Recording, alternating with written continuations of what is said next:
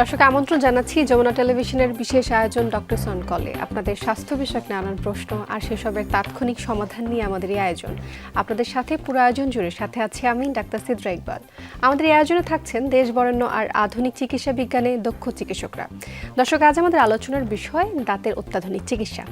এই বিষয়ে আলোচনার জন্য আজ আমার সাথে অতিথি হিসেবে আছেন দন্তরোগ বিশেষজ্ঞ ডাক্তার মোহাম্মদ ইনামুল হক। আমাদের বিশেষজ্ঞ চিকিৎসকের পরামর্শ পাওয়ার জন্য আপনারা ফোন করুন 982405 নাম্বারে।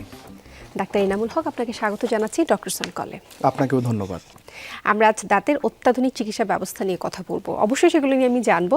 তবে আপনাকে অনুষ্ঠান শুরু হওয়ার আগে আমি জিজ্ঞেস করছিলাম যে আসলে বর্তমানে সোশ্যাল মিডিয়া জুড়ে, সংবাদ মাধ্যমগুলো জুড়ে একটা বিষয় নিয়ে অনেক বেশি উদ্বেগ দেখা যাচ্ছে, সেটা হচ্ছে টুথপেস্টের মাইক্রোপ্লাস্টিক। এই বিষয় নিয়ে একটু আমি আপনার কাছে শুরুতেই জানতে চাই, যেহেতু এটা নিয়ে অনেকের মাঝে আতঙ্ক একটা তৈরি হয়েছে যে আমরা যে টুথপেস্টগুলো ব্যবহার করছি সবগুলোতে মোটামুটি হচ্ছে মাইক্রোপ্লাস্টিক।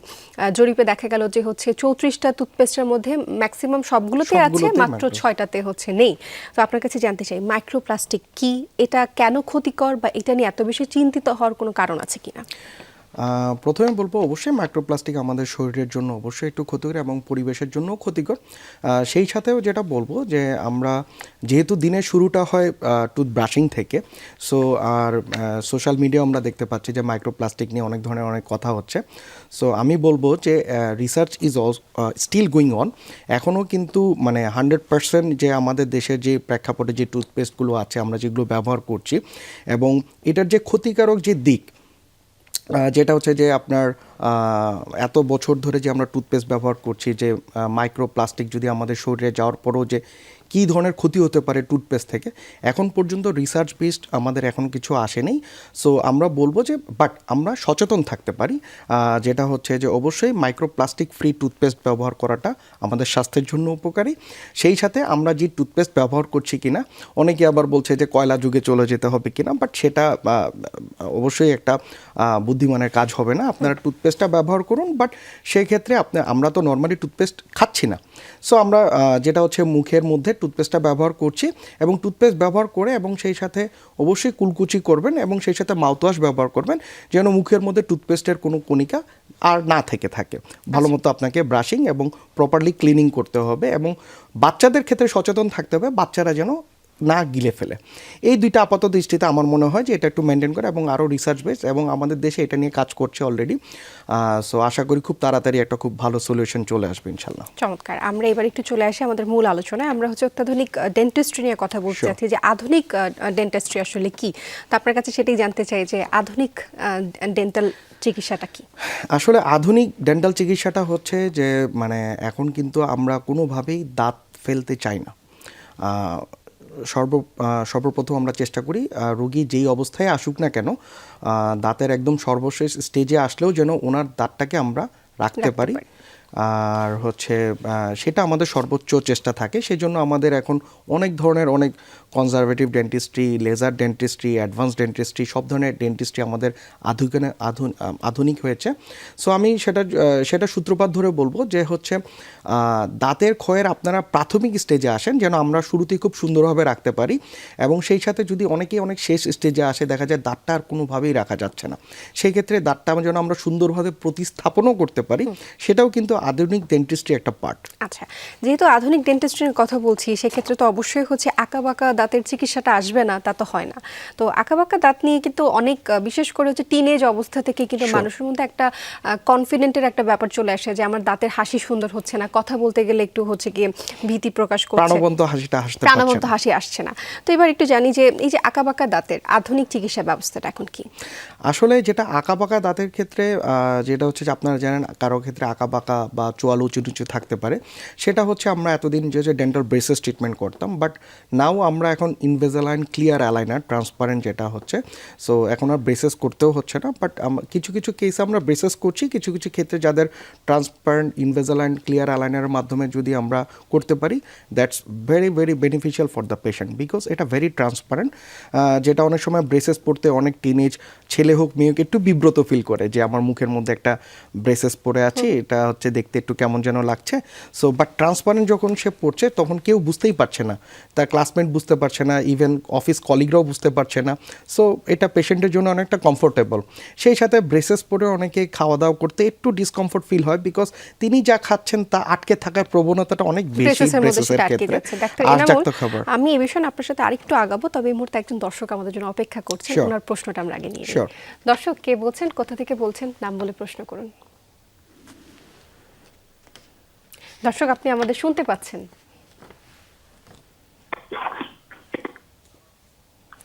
দর্শক, আপনি আবারও পুনরায় চেষ্টা করুন আমাদের সাথে সংযুক্ত হওয়ার। আমরা আবারও আপনার প্রশ্ন উত্তরের জন্য ফিরে আসব। আমরা আমাদের মূল আলোচনা একটু চলে আসি। শিওর। সেক্ষেত্রে যেটা বলছিলাম যে খাবার আটকে থাকার একটা প্রবণতা থাকে ব্রেসেস, কারণ আমি তো ব্রেসেসটা একবার লাগানোর পরে এটা খোলা যায় না।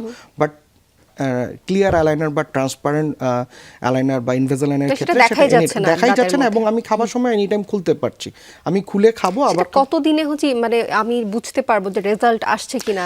ভেরি গুড চেঞ্জেসটা কোশ্চেন। কবে আসছে? চেঞ্জেসটা হচ্ছে ইনভিজিলাইনের ক্ষেত্রে আমি আপনাকে before the treatment I can show you the video after the result. Like যে পেশেন্ট আসছে ওনার ছেলে বা মেয়ের আঁকা বাঁকা বা চোয়াল উঁচু নিচু দাঁত থাকছে, বাট আফটার রেজাল্ট ওনার কি হবে এটা আমরা আগেই পেশেন্টের গার্ডিয়ানকে ভিডিও সহ দেখাই দিতে পারি। সো উনি এটা দেখতে পাচ্ছে, এবং এটা হচ্ছে এভরি 2 উইকস লেটার আমরা অ্যালাইনার, এটা প্রতি সেট থাকে, উপরের চোয়াল এবং নিচের চোয়ালে একটা সেট থাকে, এবং প্রতি অ্যালাইনার সেট এত মিলিমিটার পর্যন্ত চেঞ্জ করছে, এবং হচ্ছে 2 সপ্তাহ পরপর বা 16 দিন পরপর আমরা সেকেন্ড অ্যালাইনারে যাচ্ছি।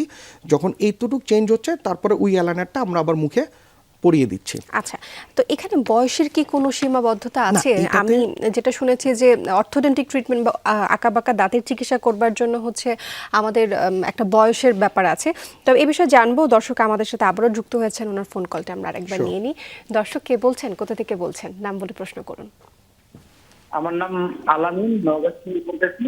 জি। আমার কোনো বেবি আছে, তো ওই টেস্টের কথা বলছিলাম, কোন কোন টেস্টের মধ্যে ক্ষতিকারক নাই? আচ্ছা, কোন কোন পেস্টের মধ্যে ক্ষতিকারক মাইক্রোপ্লাস্টিক নাই বাচ্চাদের জন্য? তিনি সেটা জানতে চাচ্ছেন আমাদের কাছ থেকে। আমরা হচ্ছে ইতোমধ্যে দর্শক হচ্ছে গুগলে হচ্ছে অথবা অনেকগুলো জরিপ আছে যেগুলো আপনি হচ্ছে গুগল করলেই দেখতে পারবেন। 6টা পেস্টের নাম দেওয়া আছে, আপনি সেখান থেকে কিন্তু আপনার বাচ্চার জন্য সেই পেস্টটি নির্বাচন করে নিতে পারবেন। আপনার কি কিছু বলা আছে বাচ্চার আসলে বিষয়ে যে সঙ্গত উদ্বেগ? কারণে আমরা কোনো বাণিজ্যিক টুথপেস্টের নাম বলতে পারছি না, বাট আপনি আপু যেটা বললো যে গুগল থেকে আপনি একটু দেখে নেন। সেই সাথে বলবো যে আপনার বাচ্চার বয়স যদি 3 বছরের ছোট হয় সেক্ষেত্রে আপনি অবশ্যই চালের দানার মতো খুবই সামান্য পরিমাণে আপনি সেই টুথপেস্টটা ব্যবহার করবেন। আপনার বাচ্চা যদি মানে টুথপেস্ট আমরা বড়রা যেরকম একটু বেশি অ্যামাউন্টে নেই, বাচ্চাদের ক্ষেত্রে অ্যামাউন্টটা অবশ্যই কম নিতে হবে। অল্প পরিমাণে টুথপেস্ট নিয়ে আপনি আপনার বাচ্চাকে ব্রাশটা করাবেন। সেই সাথে আপনার বাচ্চার ব্রাশিংয়ের সময় আপনিই থাকবেন, কারণ বাচ্চারা না গার্ডিয়ানকে ফলো করে। সো আপনি যখন ব্রাশ করছেন আপনার বাচ্চা পাশে থাকবে, সে ব্রাশিং করবে। আপনি যেভাবে আপস অ্যান্ড ডাউন করে ব্রাশ করছেন আপনার বাচ্চাও কিন্তু এই ব্রাশিংটা শিখবে। সো আপনাকে অবশ্যই আমার গাইডেন্স হচ্ছে আপনি আপনার বাচ্চাকে সাথে নিয়ে আপনি ব্রাশটা করবেন এবং ওকে হাতে ধরে শিখিয়ে দিবেন, এবং খুব মোস্ট ইম্পর্টেন্টলি আপনার বাচ্চা যেন টুথপেস্টটা গিলে না ফেলছে সেটার ব্যাপারে আপনি খুব সচেতন থাকবেন। সচেতন হব। আমরা ব্রেসেস নিয়ে কথা বলছিলাম, ইনভিজিবল ব্রেসেস নিয়ে। আপনাকে জিজ্ঞেস করেছিলাম যে আসলে বয়সে কোনো সীমাবদ্ধতা আছে কিনা, সেই প্রশ্ন দিয়ে শুরু করছি। খুব সুন্দর কোশ্চেন।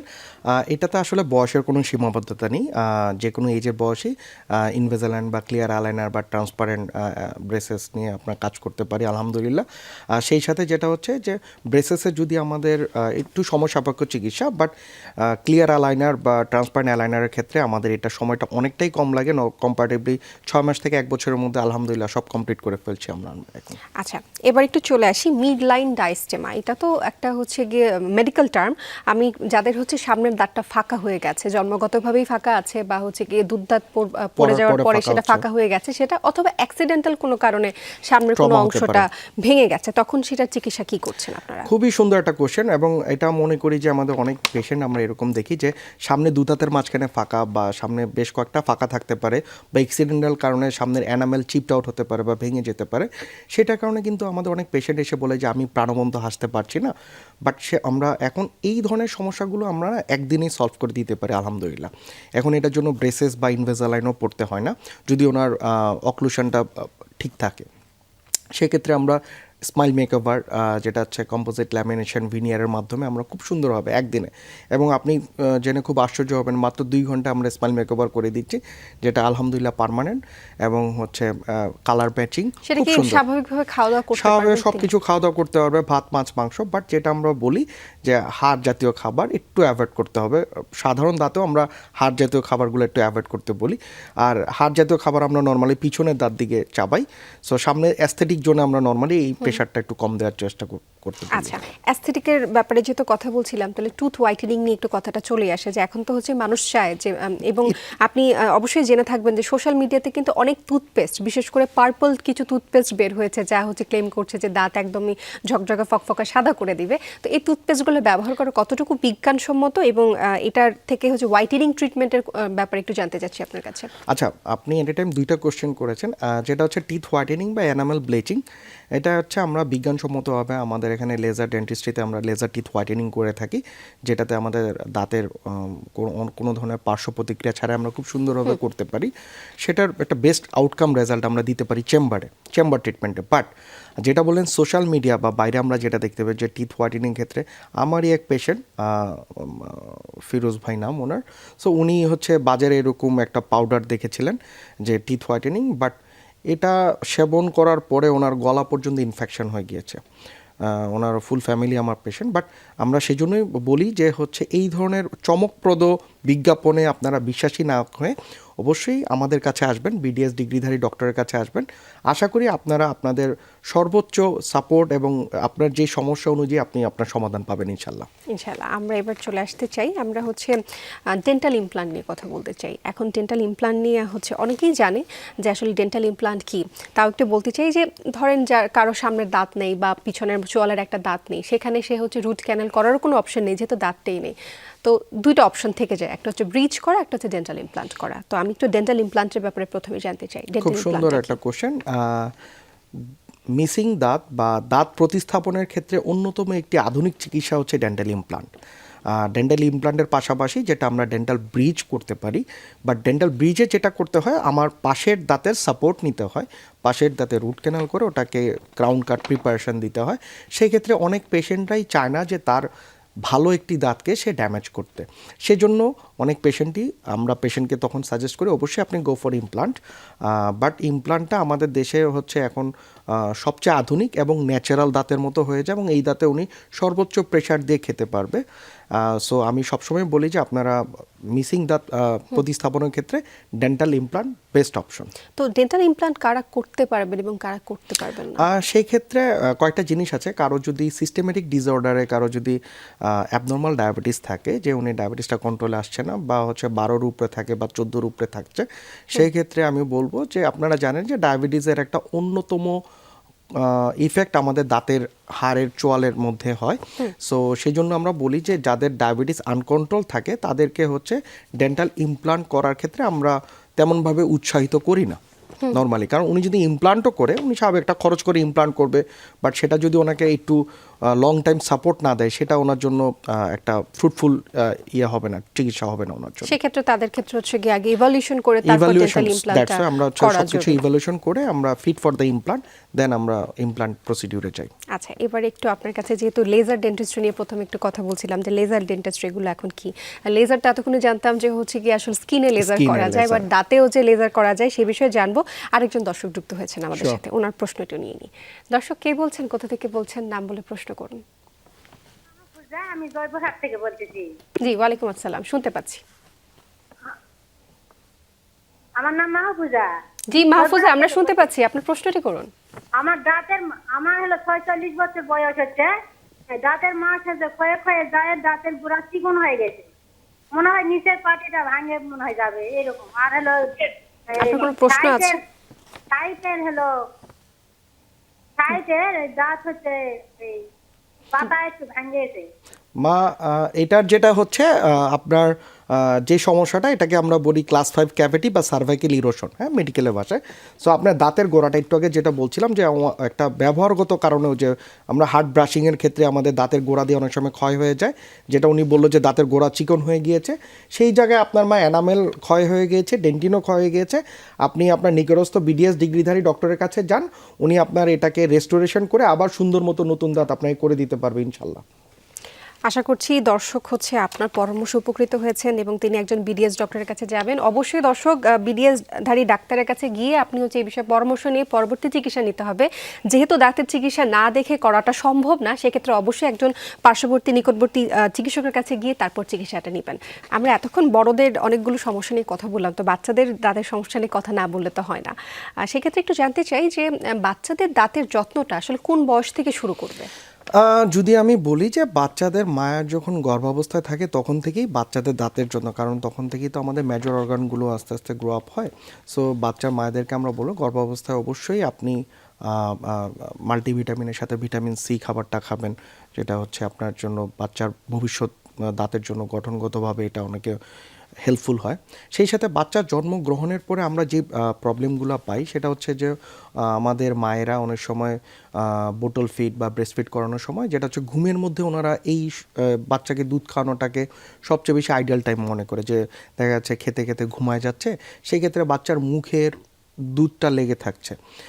সেটার ফলশ্রুতিতে আমরা অনেক সময় পাই যে বাচ্চাদের উপরের দাঁত ক্ষয় হয়ে গিয়েছে, নিচের দাঁতও ক্ষয় হয়ে গিয়েছে, এটাকে আমরা বলি বোটল নার্সিং ক্যারিস। সো সেই ক্ষেত্রে এইটা কিভাবে আমরা প্রতিরোধ করতে পারবো, এটার প্রতিকার কি হবে? সো আপনারা যারা মায়েরা আজকে অনুষ্ঠানটা শুনছেন, আপনারা একটু মনোযোগ দিবেন। আপনার সামান্য একটু কেয়ারই আপনার বাচ্চার দুধ দাঁতটাকে সেভ করতে পারবে। সেটা হচ্ছে উনি যদি দুধ খাওয়ানোর পরে what ever bottle feed or breast feed যেটাই করো না কেন, পরিষ্কার পাতলা সুতির কাপড়ে একটু কুসুম গরম পানিতে এটাকে পরিষ্কার করে আরও একটু ভিজিয়ে নিয়ে মুখটাকে রাব করে দিল, সেই সাথে বাচ্চাকে ফিডারে যে পানিটা বাচ্চা খায় সেই পানিটা একটু খাওয়াই দিল, তাহলে কিন্তু মুখের মধ্যে আর দুধটা থাকার প্রবণতাটা থাকছে না। সেই ক্ষেত্রে বাচ্চার আপনারা জানি দুধটা যে ব্যাকটেরিয়াজেনিক, সেটা ওভারনাইট থাকলে আস্তে আস্তে এখান থেকে ক্যারিস বা ব্যাকটেরিয়া গ্রোথ ডেভেলপ করে।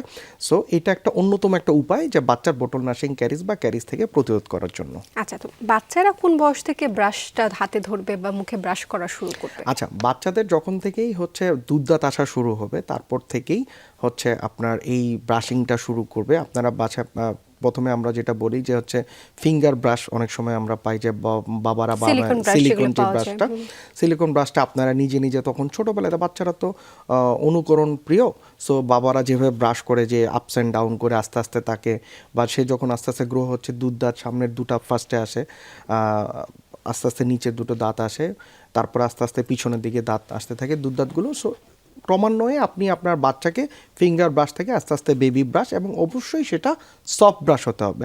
হার্ড ব্রাশ দেখা গেলো বাচ্চার মুখের ভিতরটা সফট, সেক্ষেত্রে মাড়িতে একটু ল্যাসারেশন হতে পারে। সো এই ব্যাপারটা আমাদের অবশ্যই খেয়াল রাখতে হবে, এবং উনি যখন ব্রাশ করছে বাচ্চাকে যেন ওনার পাশে দাঁড় করিয়ে ব্রাশিং টেকনিকটা ভালো মতো শেখায়, আপস অ্যান্ড ডাউন, এবং উনি যে টুথপেস্টই নিক না কেন ওই টুথপেস্টটা যেন বেশি পরিমাণে না নেয়, অল্প পরিমাণে নেয়, কারণ বাচ্চাদের খেয়ে ফেলার একটা প্রবণতা থাকে, বাচ্চা যেন না খেয়ে সেটার ব্যাপারেও গার্ডিয়ানকে সচেতন থাকতে হবে। আচ্ছা ডাক্তার ইনামুল, আরেকটা বিষয় সেটা হচ্ছে যে বাচ্চাদের দাঁতে যখন ব্যথা হয়, বিশেষ করে হচ্ছে পিছনের দাঁতে হচ্ছে যখন ক্যাভিটি হয়ে যায়, পোকা ধরে যায়, তখন তো হচ্ছে বাবা মারা এসে অনেক সময় বলে যে দাঁতটা ফেলে দেন। ধরেন 4-5 বছর বয়সে যে দাঁতটা ফেলে দেন, দাঁতটা তো দুধের দাঁত পড়েই যাবে, বা এটার চিকিৎসা করে রাখার বা কি দরকার আছে, একটা ফিলিং করে দেন। তো এখন বাচ্চাদের যখন এই ধরনের ক্যাভিটি, ডিপ ক্যাভিটি হয়ে যায়, ব্যথা হয়, তখন আপনারা যে পালপিকটমি করেন, সেটা করে দাঁতটাকে সুরক্ষা করার মানে প্রয়োজনটা কি? খুবই সুন্দর একটা কোশ্চেন, এবং এটা একটা সময় উপযোগী একটা কোশ্চেন। অনেক বাবা মারাই আমাদের কাছে আসেন যে ডক্টর আমার বাচ্চার তো এটা দুধ দাঁত পড়েই যাবে, বাট এটা রেখে কি হবে বা এটার পিছনে সময় দিয়ে কি হবে। আসলে প্রথম কথা বলি যে আপনার বাচ্চা যখন দাঁতের ব্যথায় কষ্ট পাচ্ছে, সেটা কিন্তু অনেকভাবেই ইফেক্ট আসছে। তার পড়ালেখা নষ্ট হচ্ছে, তার খাবার দাবারে রুটিন চেঞ্জ হচ্ছে, সে ভালোভাবে খেতে পারছে না, সেটার ব্যাপারে ওনাকে সর্বোচ্চ সচেতন থাকতে হবে যেন বাচ্চার মুখে ক্যারিস বা ক্যাভিটি না হয়।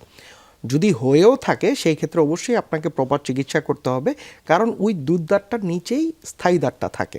সো আপনার ওই দুধ দাঁত যদি ইনফেক্টেড হয়ে যায় তখন এটা অনেকাংশে স্থায়ী দাঁতের উপরে অনেকটা এফেক্ট চলে আসে। সেজন্যই আমরা বাচ্চার আবার হচ্ছে অনেকে বলে যে গার্ডিয়ানরা বলে যে দাঁত ফেলে দেন, যে কোনো সমস্যা নেই আমার বাচ্চা, আর তখন আমরা বলি যে না, এর তো এই দাঁতের সময় হয়নি, আপনি যদি এখন ফেলে দেন তাহলে আপনার বাচ্চার আঁকা বাঁকা দাঁত হবে। গার্ডিয়ানরা তো হচ্ছে আফটার ইফেক্টটা বুঝতে পারে না। অ্যাজ এ ডক্টর যেটা আমরা বুঝতে পারি যে আফটার ইফেক্টটা কী হতে পারে, ওনার এই বাচ্চা ছেলে হোক মেয়ে হোক, দেখা যাবে উনি দাঁতটা ফেলে দিল, আজকে আমি ফেললাম না, উনি আরেক জায়গায় যে দাঁতটা ফেলে দিল, বাট দেখা যায় কি যে ফলশ্রুতিতে বাচ্চার যেই দাঁত আসার কথা ছিল সেই দাঁত এদিকে যেহেতু উঠে মাড়িটা যাচ্ছে, বন্ধ হয়ে যেহেতু যায়। ওই জায়গাটা হচ্ছে স্পেস পেয়ে যাচ্ছে, তখন এই দাঁত এদিকে উঠার জায়গায় আরেক দিকে উঠে যাচ্ছে। প্রপারলি যে টাইমিংয়ে যে দাঁতটা পড়ার কথা, যে ফেলার কথা, উনি না ফেলার কারণে উনি মানে অনিচ্ছাকৃতভাবেই কিন্তু বাচ্চার একটা ক্ষতি করে ফেললেন। সো যেটা সারা জীবন দেখা যায় আঁকা বাঁকা দাঁত মানে উঠতে পারে, এইরকম একটা সমস্যা হয়ে যেতে পারে।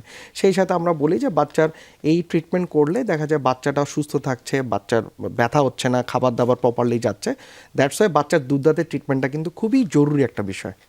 চমৎকারভাবে বললেন যে আসলে কেন এত বেশি জরুরি, বিশেষ করে বাচ্চা যে দুধ দাঁতটা রয়েছে সেটা হচ্ছে একটা সময় আছে, কিন্তু অবশ্যই। সেই সময়ের আগে যদি পড়ে যায় তখন তো এই যে নিচের যে বাকি দাঁতগুলো রয়েছে সেগুলো তো স্পেস পেয়ে যাবে এবং হচ্ছে আঁকা বাঁকা ভাবে উঠবে।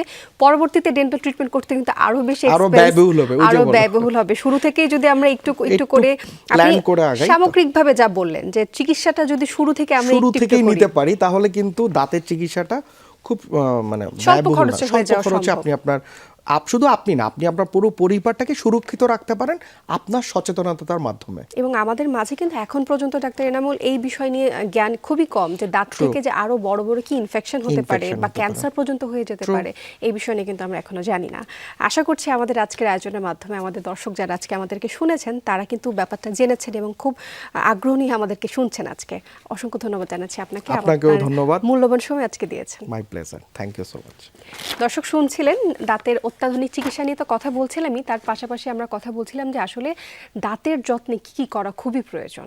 দাঁতের ব্রাশিং টেকনিকের ব্যাপারে আমাদের অতিথি আজ আপনাদেরকে বলেছেন, বাচ্চাদের দাঁতের চিকিৎসার বিষয়ে আপনাদেরকে বলেছেন। আশা করছি আপনারা শুনেছেন এবং সেইভাবে হচ্ছে আপনার বাচ্চার দাঁতের যত্ন নেবেন, নিজের যত্ন নেবেন। ভালো থাকুন, সুস্থ থাকুন দর্শক। আবারও দেখা হবে রবি, সোম এবং মঙ্গলবার ঠিক 3:30টায়।